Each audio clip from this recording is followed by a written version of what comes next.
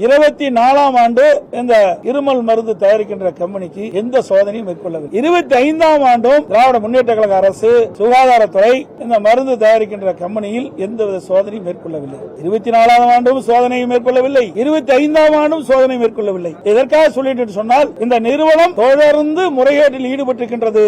அதனால் சோதனை செய்கின்ற போதெல்லாம் அங்க அந்த மருந்து தயாரிப்பிலே குறை கண்டுபிடிக்கப்பட்டு அதுக்குண்டான நடவடிக்கை எடுக்கப்பட்டிருக்கிறது. அப்படி இருக்கின்ற பொழுது இந்த அரசு எச்சரிக்கையோடு இந்த மருந்து தயாரிக்கின்ற கம்பெனியை அவர்கள் கண்காணிக்கப்பட்டிருக்க வேண்டும். இப்படி இந்த மருத்துவத்துறை, இன்றைக்கு சுகாதாரத்துறை, இன்றைக்கு இருக்கின்ற அமைச்சர் ஏதோ பேசுகிறார், ஏதோ விளக்கத்தை கொடுக்கின்றார். ஆனால் 2024ஆம் ஆண்டு அந்த இருமல் மருந்து தயாரிக்கின்ற கம்பெனியில் ஏன் சோதனை செய்யவில்லை? 25ஆம் ஆண்டு இந்த அரசு அந்த இருமல் மருந்து தயாரிக்கின்ற கம்பெனியில் ஏன் சோதனை செய்யவில்லை? 2 ஆண்டுகள் தொடர்ந்து சோதனை செய்யாத இருக்கின்ற காரணத்தினால்தான் இந்த இருமல் மருந்து தயாரிக்கின்ற கம்பெனியில் பல்வேறு வேதியியல் பொருட்கள் அதில் கலந்து இந்த மருந்தை தயாரித்த காரணத்தினால் இன்றைக்கு உயிரிழப்பு ஏற்பட்டிருக்கின்றது.